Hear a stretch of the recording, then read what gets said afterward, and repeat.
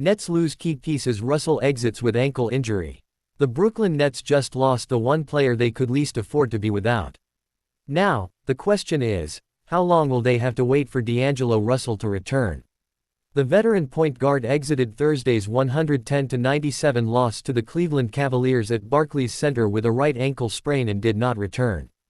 Since Russell rejoined Brooklyn, the team had gone 8-8 in games he played but had struggled mightily in his absence, entering Thursday's contest with a winless 0-6 record without him.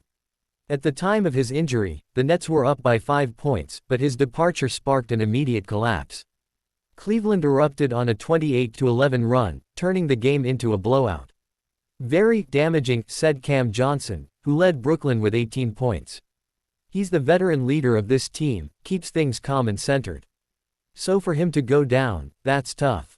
But we've got capable guys across the board. I don't think it should have gotten out of hand. But sometimes it happens." Russell's exit shifts momentum. Before his injury, Russell had helped guide the Nets to a 60-55 lead against one of the league's top teams. But disaster struck with 8:39 left in the third quarter when he drove into the lane, landed on an opponent's foot, and rolled his ankle. The one-time All-Star immediately limped off the court, unable to return. His absence was felt instantly. Keon Johnson, 16 points, committed a costly turnover that set off Cleveland's game-changing surge. The Nets struggled offensively, shooting just 5 of 15 and turning the ball over 3 times in that span.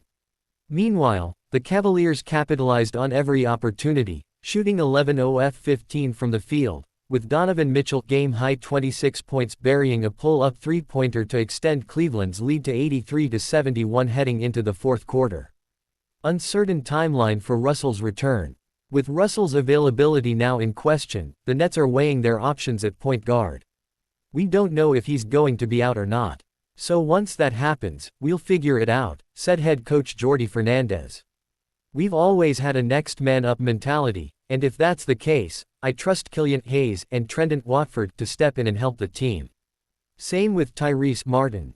We all want DLO, but whatever time he needs to get healthy, we'll keep fighting."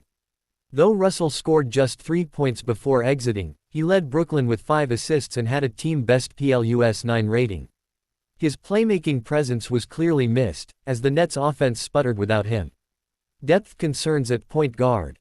Brooklyn has struggled to fill the backup point guard role ever since parting ways with Ben Simmons, frequently using Trendon Watford as an emergency ball handler.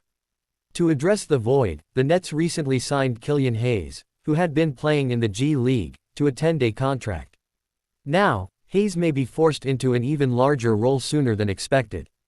"It hurts seeing Russell go down," Watford admitted. "But I've been playing point guard anyway, so it's not going to be too much different." With the Nets already fighting to stay afloat in the Eastern Conference standings, the timing of Russell's injury couldn't be worse.